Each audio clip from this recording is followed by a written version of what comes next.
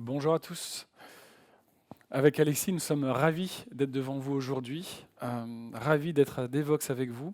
Alors, ce n'est pas notre premier Devox, on en a une série au compteur. Néanmoins, c'est le premier de ce côté-ci. Donc, on est ultra preneur de tous vos feedbacks. Allez-y, lâchez-vous.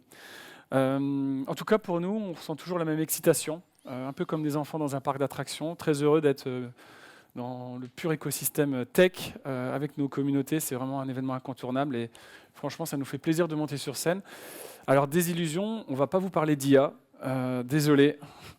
On va vous parler néanmoins d'un sujet qui, nous pensons, vous intéresse, nous intéresse en tout cas tout particulièrement puisqu'on y met une bonne énergie au quotidien avec Alexis.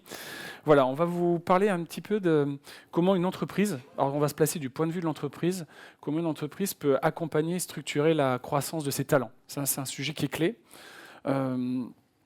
Et du coup, concrètement, on va se poser la question, voilà, comment on peut évoluer en tant que profil tech. Voilà. Donc, certainement que vous avez déjà vu des conférences qui évoquaient ce sujet-là. Néanmoins, c'est la première qui va essayer de la traiter du point de vue de l'entreprise. Voilà. Alors, on va commencer par une petite question.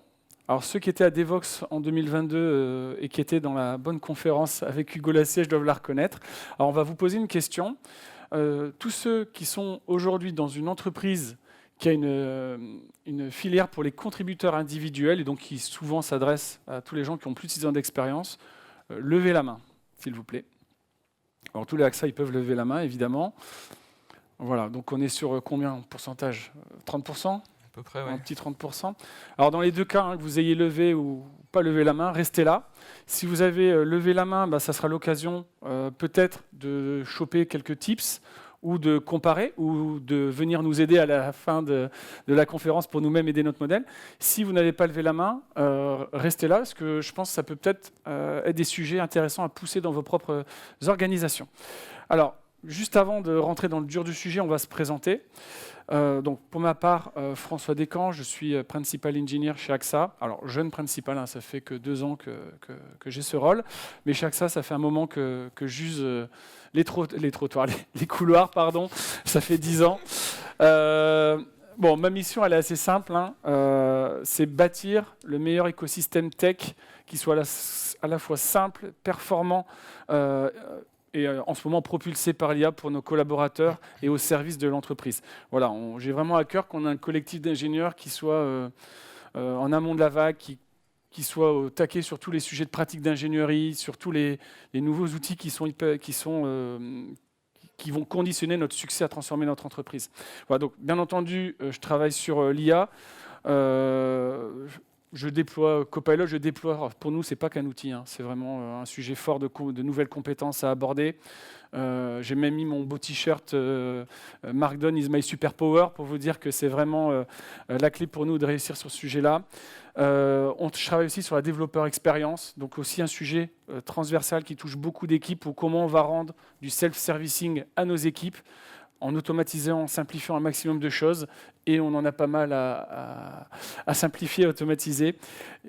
J'accompagne les équipes, les managers sur les Dora Metrics, etc., la productivité, lâchons le mot, et aussi sur la culture tech. Voilà, c'est un sujet que je porte depuis un long moment. C'est comment on fait de notre écosystème, de notre entreprise, un endroit sympa et apprenant pour tous nos ingénieurs, et j'accompagne les tech leaders, les staffs, et c'est aussi pour ça que je suis là devant vous aujourd'hui, pour vous parler de ce sujet tout particulièrement.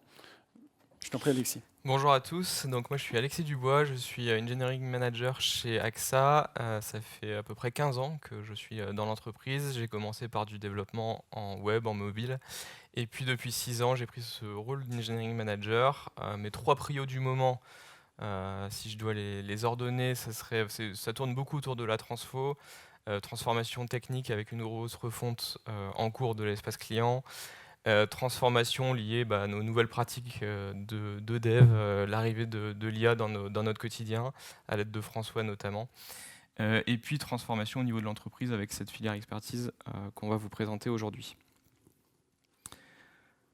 Alors pour commencer, on va revenir assez loin en arrière, on va revenir en 2011.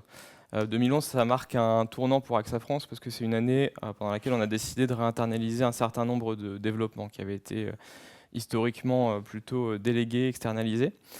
Et 2011-2012 sont 2 années où on a énormément recruté, beaucoup de profils sortis d'école, et puis des profils plus expérimentés qu'on a placés sur des rôles de tech leader à cette époque-là. Donc ça, c'était notre modèle à l'époque, un modèle très très classique, hein, avec des software engineers seniors, des tech leads, et puis à côté de ça, une filière management avec des EM seniors, et puis des patrons de guildes. On est organisé en guildes, en feature team. Je vais faire un tout petit focus sur AXA France pour que vous sachiez et pour que vous ayez un peu de contexte. Ce n'est pas des fins marketing, c'est plutôt pour vous expliquer parfois les complexités de transformation qu'on peut avoir. Donc AXA France, c'est un groupe qui regroupe 33 000 collaborateurs à peu près, si on prend le réseau commercial aussi, qui fait 30 milliards de chiffre d'affaires par an, par rapport au groupe AXA, le groupe AXA fait un chiffre d'affaires de 115 milliards d'euros. Et puis on a des plans de recrutement à peu près à 3 000 personnes par an, donc il y a un peu de turnover, là on est à peu près on cible à peu près 10% par rapport à l'effectif global. Si on fait un petit focus sur la DSI, qui nous intéresse un peu plus, qu'on appelle la direction tech et transfo, on est 1700 internes avec 1000 ingénieurs. Donc voilà, encore une fois, gros paquebot, grosse boîte. Ce modèle-là, donc en 2012, c'était le bon modèle. On avait des tech leaders qui étaient dans des équipes d'une dizaine de personnes, à taille à peu près pizza team. Puis au fur et à mesure des années, les gens ont évolué et puis les tech leaders se sont retrouvés dans cette impasse qu'on voit là. En 2023, on a eu un moment qui était assez fort avec les RH. On a eu une volonté commune de créer des filières d'expertise chez AXA France. 3 filières d'expertise, une filière d'expertise tech qu'on a orientée sur les devs au départ, une filière d'expertise actionnariat et une souscription, donc plutôt liée au monde de l'assurance. C'était un changement hyper important et donc il ne fallait pas qu'on se loupe sur le lancement de cette filière expertise dev sur laquelle François et moi avons travaillé. On s'est pas mal documenté, on a assisté à pas mal de confs, notamment celle d'Hugo dont parlait François, qui ont été super inspirantes pour nous. Et puis on a regardé des modèles d'autres boîtes sur le marché. On avait notamment Decat, SNCF Connect, Red Hat, Doctolib, pour en citer quelques-unes. Les premiers objectifs qu'on s'est fixés quand on a lancé la filière, c'était qu'on voulait être simple, être lisible sur le marché, et puis qu'on sache qu'on puisse construire des objectifs SMART pour les gens qui allaient en faire partie. On a beaucoup lu et on s'est beaucoup inspiré d'Engineering Ladders, qui est un framework open source à destination des engineering managers. Ce framework qui décrit beaucoup de rôles, si on le regarde comme ça, il est assez complexe. On a à peu près 15 niveaux de rôles pour la partie dev. Ça allait un peu à l'encontre de ce qu'on voulait faire, d'avoir un modèle simple. Donc ce qu'on a fait, c'est qu'on s'est posé beaucoup de questions, on a beaucoup échangé, on a beaucoup discuté. Et puis finalement, on a fait ce que tous les autres ont fait en fait, sur la place, c'est qu'on a créé 3 rôles, le staff, le principal, le distinguished. Ceux qui ont des filières de contributeurs individuels dans l'Assemblée, vous devez sans doute vous y retrouver parce qu'on est sur un modèle qui est très présent sur le marché et du coup qui est très lisible. Par contre, Engineering Ladders, ça nous a énormément aidé à structurer et à remplir le 3e objectif qu'il y avait sur la slide précédente, c'était de construire des objectifs SMART pour nos experts. Et donc je vais redonner la main à François qui va rentrer un peu plus dans le détail et dans le concret. Yes. Donc merci Alexis. Donc effectivement, au-delà de définir les rôles, on s'est vraiment intéressé à définir un cadre. Ce cadre, il est guidé par une conviction qui est de se développer soi-même pour développer l'entreprise. Et ça, jusqu'à ce que ça en devienne vertueux et collectif, dans le sens où nos experts ont quand même des missions de responsabilité vis-à-vis du collectif qu'ils doivent embrasser. Alors très simplement, chaque expert doit avoir un impact réel. Voilà. Et vous voyez cet impact, on l'a découpé en différents niveaux d'échelle. Voilà. C'est quelque part une go-to personne à un certain niveau. Voilà. Alors ce slide, pareil, on l'a remis pour pouvoir introduire ce que nous, on a fait de spécifique après, mais il est clairement issu de ce que nous avait présenté, qui avait été inspirant pour nous en 2022, Hugo Lassiège et Dimitri Bailly, qu'on remercie. Et je vais juste prendre le temps de vous préciser un petit peu à chaque échelle quel est l'impact attendu pour ensuite vous décrire comment nous on a procédé, comment on a décliné ça. Voilà. Alors au niveau individuel, c'est assez simple. Vous êtes junior, vous arrivez dans une équipe, souvent votre objectif c'est d'apprendre le plus de choses possible. C'est de bien faire votre travail. Voilà, vous suivez les pratiques de l'équipe, vous écoutez ce qu'on vous dit, vous essayez de faire bien votre job. Votre impact, il est surtout sur vous-même. Voilà. Ensuite, au fil du temps, au fil des expériences, au fil des user stories, certains diraient, vous commencez à engranger de l'expérience. D'autres personnes au sein de cette squad peuvent être amenées à vous poser des questions. Voilà, vous commencez à devenir quelque part un référent. Et à un moment, au sein de cette squad, vous avez gagné en expérience. C'est vous qui guidez l'équipe sur les bonnes pratiques. C'est vous qui devenez garant de la qualité du soft. Vous êtes là aussi pour, au-delà d'accompagner l'équipe, aider le manager, je dirais, sur les aspects tech. Ben voilà, souvent, vous avez cette casquette de tech leader. Votre impact, il est à l'échelle d'une squad et vous avez les missions que je vous ai décrites. Ensuite, toujours au fil du temps, des expériences, vous commencez à aider la squad d'à côté, vous commencez à régler des problèmes complexes qui mettent en énergie, qui mettent en action différentes squads. Vous êtes finalement cette huile dans l'engrenage pour aider à ce que les travaux complexes de ce domaine dans lequel vous travaillez se passent bien. Vous aidez à développer tout ça. Vous êtes en lien avec les tech leaders, avec les équipes.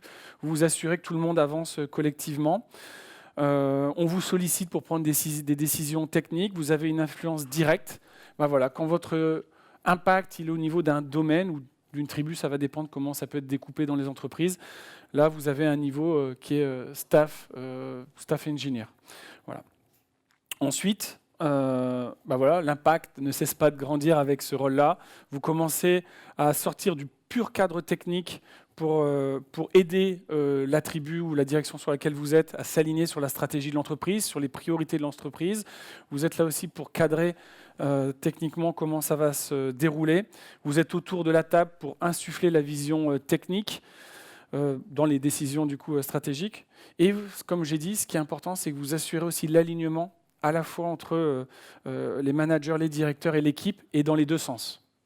Dans les deux sens. Voilà.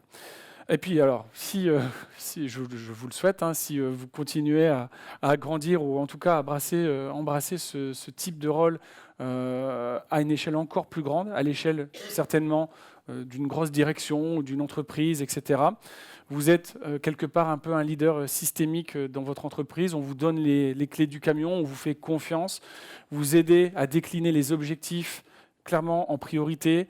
Dans les directions, vous êtes capable de parler à tout à chacun, on vous fait confiance, vous êtes objectif, vous êtes quelqu'un d'exemplaire, vous êtes connu certainement par tout le monde dans l'entreprise ou par un maximum de personnes en fonction de la taille. Vous avez même une influence certainement à l'extérieur, voire à l'échelle de l'industrie, pour laquelle vous définissez des nouvelles technologies, de nouvelles pratiques.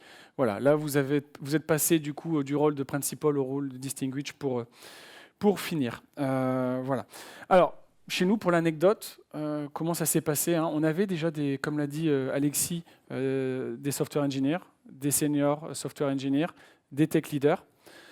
Et quand on a commencé à créer ces rôles, et on va vous expliquer comment on a décliné ce que je viens de vous présenter plus finement, on avait déjà finalement des tech leaders qui naturellement s'arrêtaient pas aux frontières de leur squad, qui avaient à cœur de faire grandir le collectif et pas que dans leur squad, qui avaient à cœur d'aider les product managers à décliner sur la vision produit en vision tech, d'insuffler ces bonnes pratiques à l'échelle du collectif. Et donc c'est un peu comme ça qu'on a commencé à identifier nos premiers experts. Voilà. Alors, si vous êtes toujours là, ce qu'on va faire maintenant, c'est vraiment typique de chez nous, c'est de vous décrire un petit peu cet impact, comment on le mesure. Parce que c'est bien beau de dire qu'il faut avoir de l'impact, mais comment n'importe qui, n'importe quel ingénieur, n'importe quel manager peut du coup, aider ces experts à situer un petit peu mon impact, il se situe comment, il est où. Et donc, on a décliné ça en 4 axes. Voilà, ce qu'on voulait, c'était vraiment sortir d'une vision floue du rôle de staff. On voulait que ça soit quelque chose de cartographié, de bien précis, avoir une sorte de boussole que nos ingénieurs peuvent suivre pour se développer et devenir, par exemple, staff. Alors, le premier axe, il est évidemment technologique. Il embrasse évidemment tout ce qu'on regroupe derrière les hard skills. On attend de nos staffs, par exemple, d'avoir quand même un bagage techno quand même assez large, d'avoir une connaissance du paysage tech de notre entreprise assez fort. Ils ont, les experts chez nous, quand même une profondeur dans le savoir et une capacité à s'en servir pour influencer les 3 axes qu'on va voir par la suite, qui est clairement définie. Ce sont des personnes qui ont du coup cette bonne vision transverse. Disclaimer, ce n'est pas forcément le meilleur développeur de technologie dans votre boîte. Ce n'est pas ce qu'on va attendre de lui. Par contre, on peut attendre de lui qu'il emmène tout le monde au niveau du meilleur développeur de votre boîte. Voilà. Alors, ça c'est le premier axe, certainement le plus facile à deviner. Le deuxième axe, il est évidemment aussi business. On travaille aussi pour accomplir la mission de l'entreprise.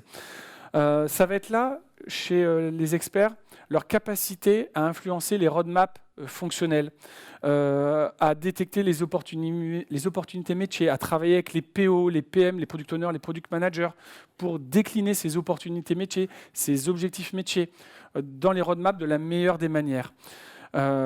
Tout en exploitant, je dirais au mieux, la tech qui est présente et en maintenant la tech vraiment au meilleur niveau. Et alors, ce qu'on attend aussi d'eux chez nous, c'est d'avoir cette capacité à aider l'entreprise dans sa transformation agile, de nous aider à ce que ça soit des catalyseurs, je dirais, de cette volonté d'avoir notre entreprise agile at scale. Voilà. Alors le troisième axe, qui est souvent très naturel chez nos profils tech leaders et autres experts, ça va être cette capacité à faire grandir le collectif, cette capacité à transmettre. Et c'est d'ailleurs une valeur clé chez nos experts, c'est la transmission. Ils vont savoir comment accompagner les équipes, ils vont savoir comment leur transmettre le savoir. Et voilà, ça aussi, on a essayé de l'évaluer selon différents degrés. Voilà. Et alors le dernier axe, et on va se le définir un petit peu parce que c'est souvent un axe qui pose beaucoup de questions pour tout le monde. C'est l'axe sur la visibilité, sur l'influence. Quelle est la capacité d'un expert à diffuser ses messages ? Et quand on dit diffuser ses messages, ce n'est pas seulement à son voisin sur l'open space ou à l'autre bout sur Teams. C'est vraiment tous les rôles de la squad, tous les rôles de la tribu, tous les rôles de la direction et finalement une capacité à savoir dialoguer avec tout le monde dans l'entreprise. Voilà. Et alors, cette influence, elle n'est pas faite par du management. C'est-à-dire, c'est des contributeurs individuels. Ils ne sont pas là pour gérer les congés des gens, ils ne sont pas managers et donc en charge du développement des carrières. Par contre, ils vont avoir cette capacité, ces techniques de communication. Ils vont être des personnes inspirantes et ils vont être capables de convaincre, de rassembler le collectif autour de leurs convictions, des messages. Pour ça, souvent, ils s'appuient sur des qualités comme l'exemplarité. Ils vont nouer des relations de confiance, ils ont des relations solides avec le collectif, ils ont des compétences quand même en communication et ils comprennent bien les dynamiques, je dirais, entre les groupes et les humains. Voilà.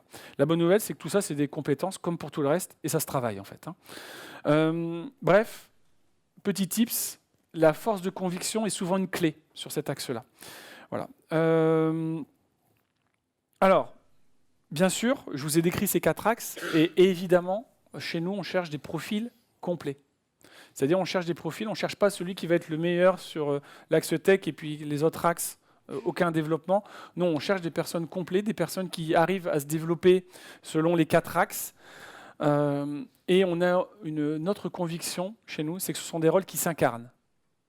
Et quand je dis des rôles qui s'incarnent, c'est-à-dire on n'est pas juste staff ou juste principal quand on a envie le matin de 9h à 10h pour le daily et puis le reste de la journée, non. C'est dans chaque action, chaque décision, dans chaque interaction qu'on va avoir, on va le faire selon ce spectre, selon ce rôle. Voilà. Alors, sur ces 4 axes, la filière d'expertise, elle est quand même jeune. Elle a commencé il y a 3 ans, très bien structurée depuis 2 ans. Ça reste quelque chose quand même, je dirais, à l'échelle d'une entreprise comme la nôtre qui est assez frais, assez jeune.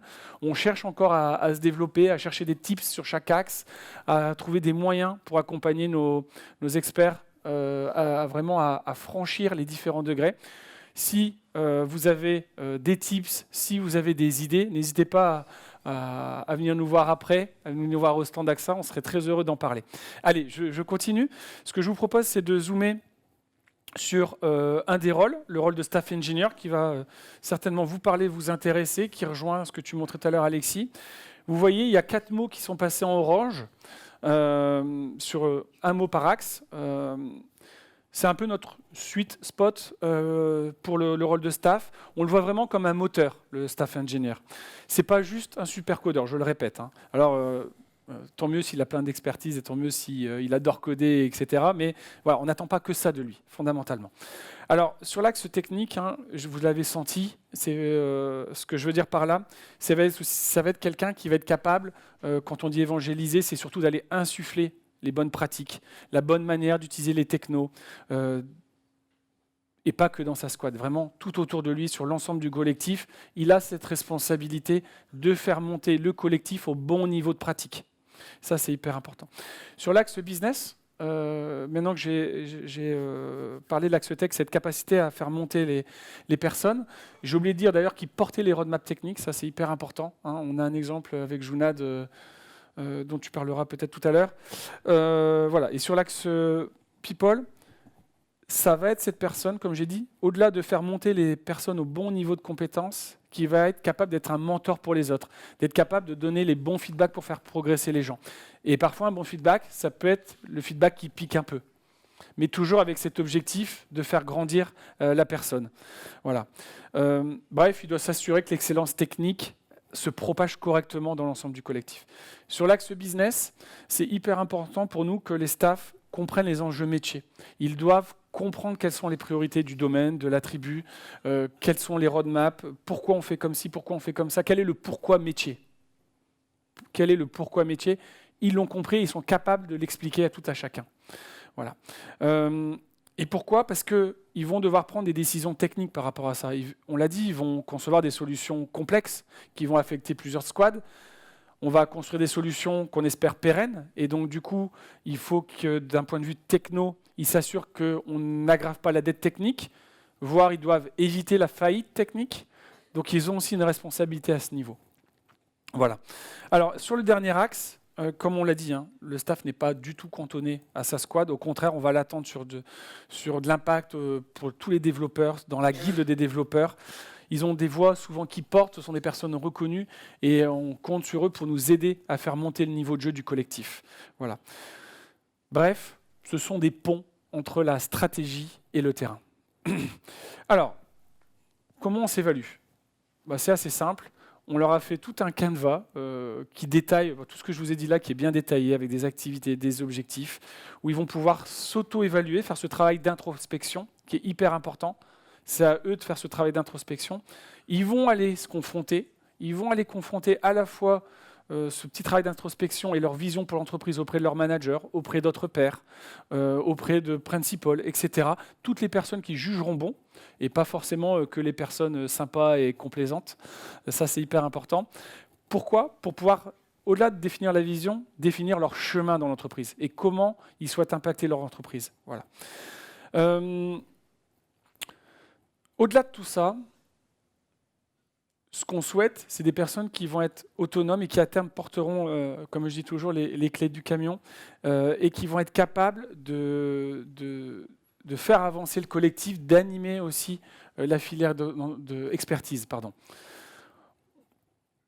Alors, le rôle de principal, juste pour finir sur quelques exemples de rôles.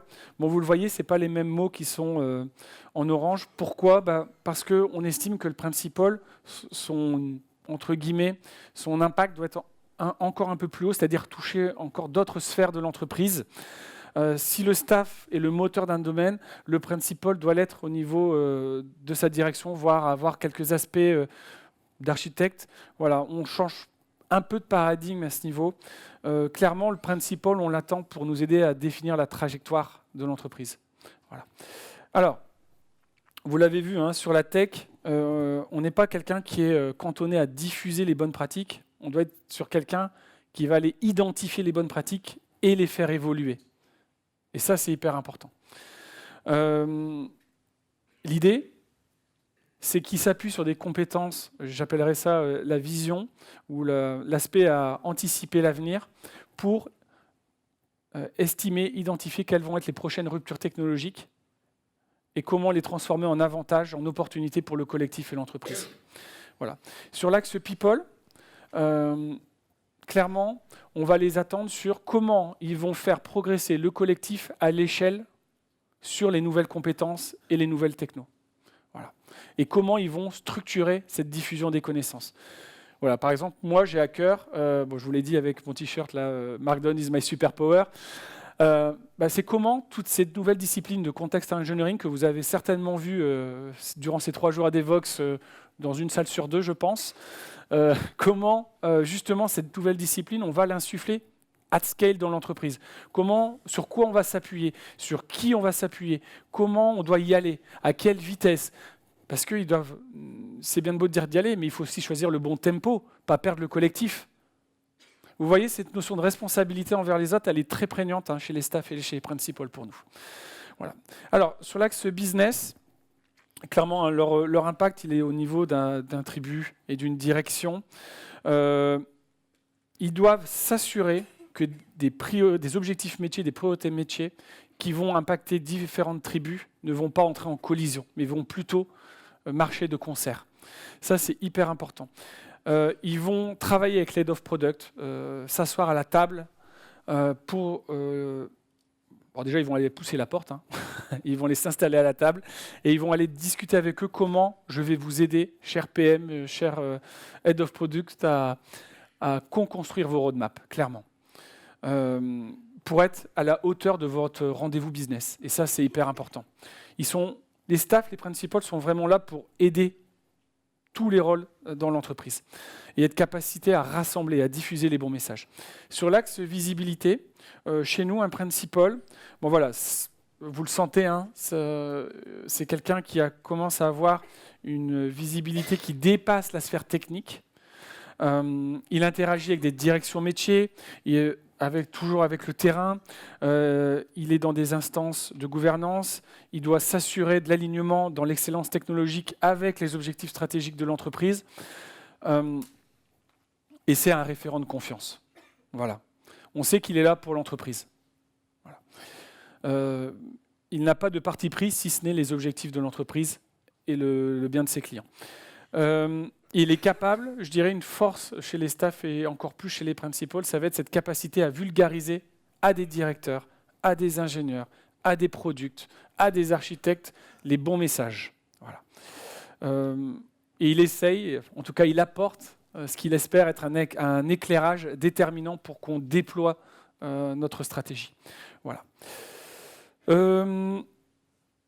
Souvent, c'est quelqu'un, si on devait résumer, qui va anticiper et résoudre les problèmes de la boîte en s'appuyant sur la techno et l'ensemble des compétences et des 3 axes pour vraiment mettre la boîte dans une bonne dynamique pour aller de l'avant. Voilà.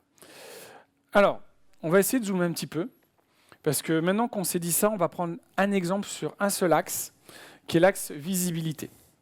Voilà. Alors, comme on l'a dit, la visibilité, ça va être la capacité à diffuser les idées, à transformer à diffuser les idées dans toute l'entreprise, à nous aider à la transformer. Et ce qu'il faut être clair, c'est que ce que je vais vous dire là, ça marche bien sûr pour cet axe-là, mais ça marche pour tous les autres axes. Quand on dit que c'est un rôle qui s'incarne, ça veut dire que quand on a des activités de staff, de principal, quand on a des objectifs comme ça, on est vraiment sur des personnes qui ne font pas les choses en one shot. Ils le font avec une intention, ils le font avec un objectif, et c'est quelque chose qu'ils font au quotidien, et toujours avec cette question, est-ce que le sujet sur lequel je travaille n'est pas systémique? Est-ce qu'il ne doit pas impacter au-delà de mon domaine? Et ça, c'est hyper important. Et bien entendu, on se le rappelle, ce ne sont pas des responsables RH.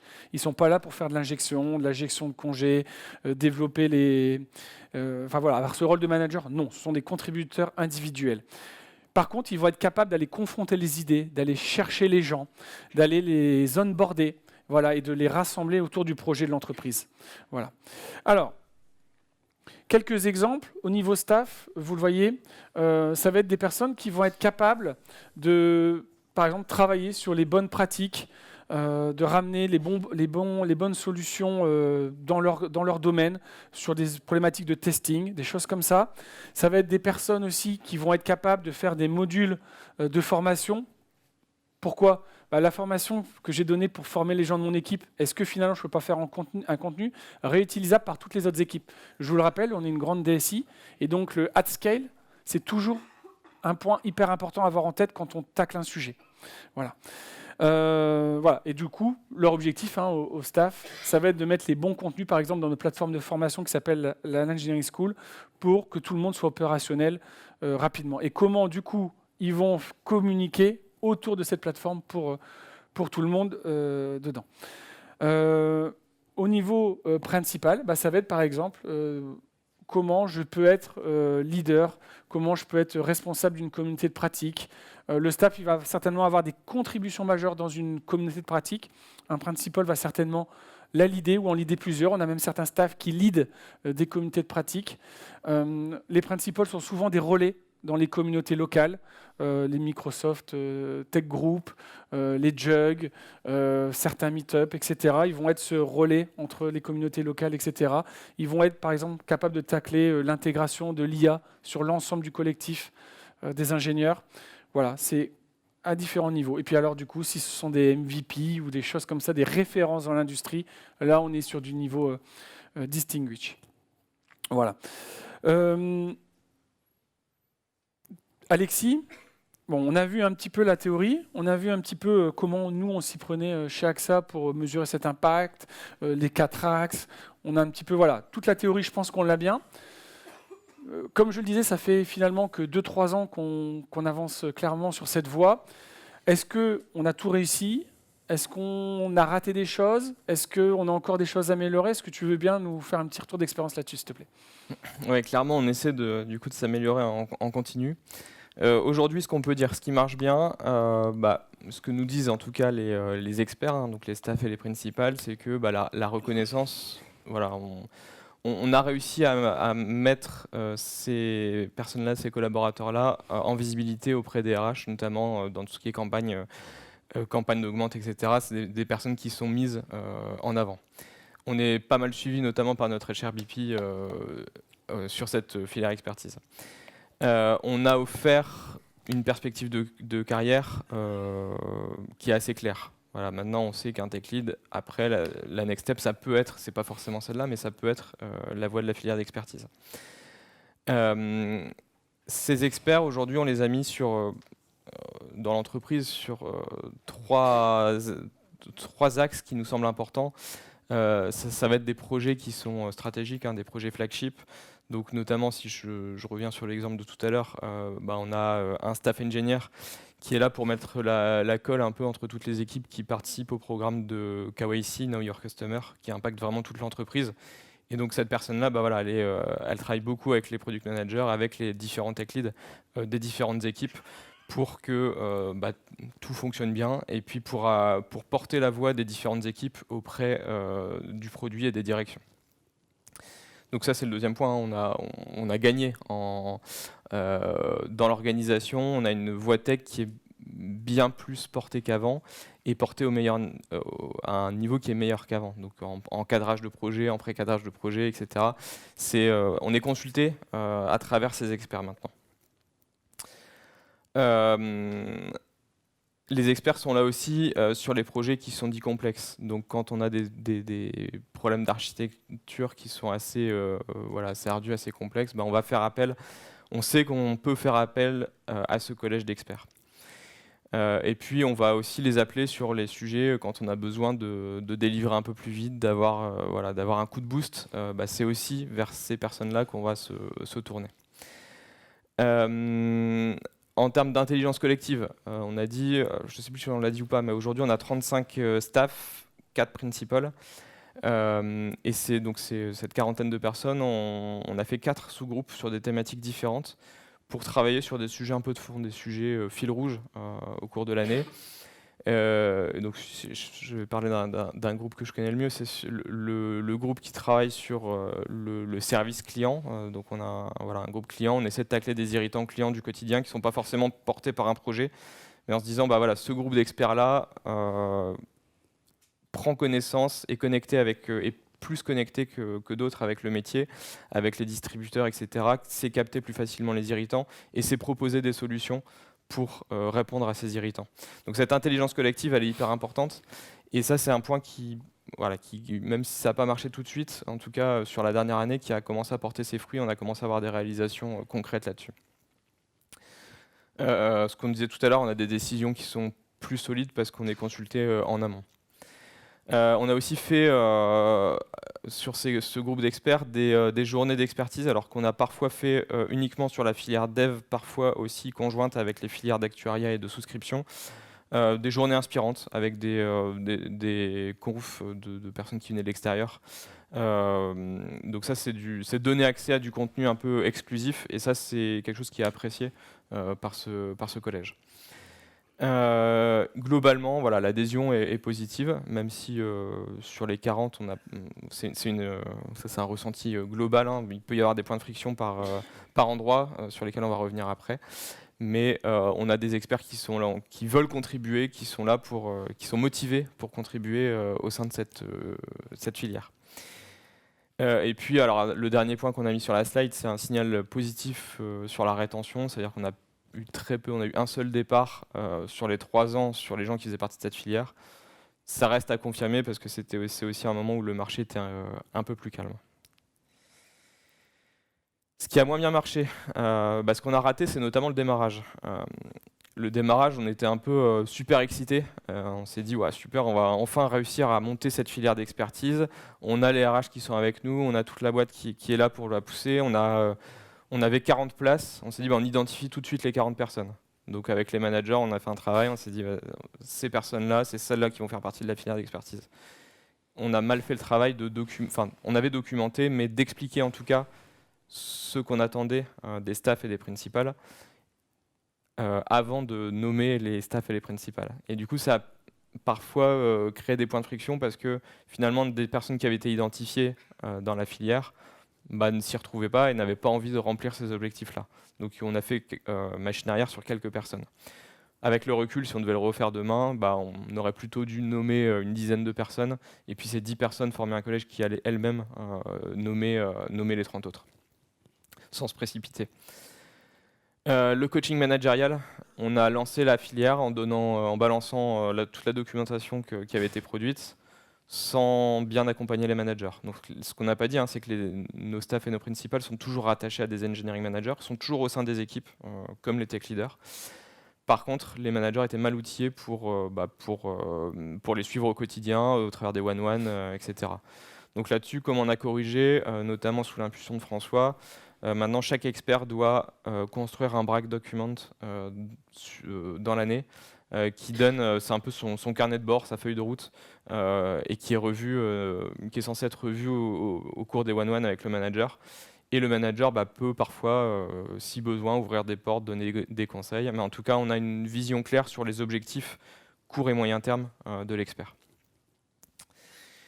Ce qui reste difficile, alors c'est antinomique avec ce qu'on mettait dans les points positifs avant, c'est l'impact de la transformation, qui aujourd'hui, sur une business line, par business line, est plutôt bon. Par contre, cross business line, c'est encore compliqué, parce que, comme dans toute boîte, chacun a ses priorités, et quand un expert toque à la porte de l'autre avec une nouvelle priorité, ça reste compliqué.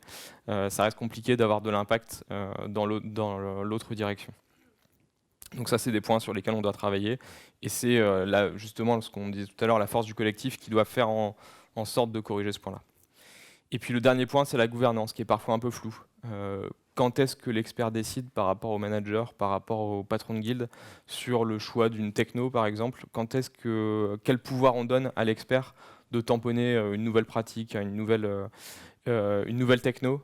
Ça, on l'a aujourd'hui pas assez bien documenté, je pense. Voilà un peu pour ce retour d'expérience qui nous aide. Tu veux conclure Oui, sur... oui. Ouais. Alors, ce qu'il faut avoir en tête, hein, c'est que vous avez rencontré certainement certains de nos staffs. Vous êtes certainement allé à la conférence comme de Jouna Deflora hier. Vous êtes certainement allé à la conférence de Tcherno Diallo hier sur le Green API Score. Et en tout cas, si vous n'êtes pas allé à leur rencontre hier, vous pouvez aller à la rencontre de Guillaume, qui est principal ingénieur chez nous et qui donnera une conférence sur Nginx vers 14 h quelque chose. Explorer une nouvelle pratique autour de ça. Je vous invite à aller le rencontrer. Au-delà de ça, vous pourrez nous rencontrer au stand. Et le dernier message que je voulais vous partager, c'est que dans tous les cas, il y a des ressources qui existent. Il y a une communauté Staff 42 qui existe, qui est vraiment top, où chaque personne peut la rejoindre, chaque staff peut y aller. Il y a de l'entraide, il y a du mentoring. On peut par exemple travailler sur des sujets de gestion de temps, de comment gérer ses prios. On peut échanger aussi sur des problématiques beaucoup plus concrètes. Voilà, vous, comment ça marche, l'IA chez vous, comment vous vous y prenez, etc.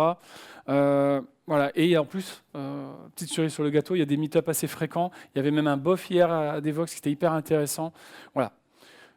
N'hésitez pas à aller à notre rencontre, n'hésitez pas à aller à la rencontre des experts de Staff 42. Merci pour votre attention et je vous propose qu'on passe aux questions.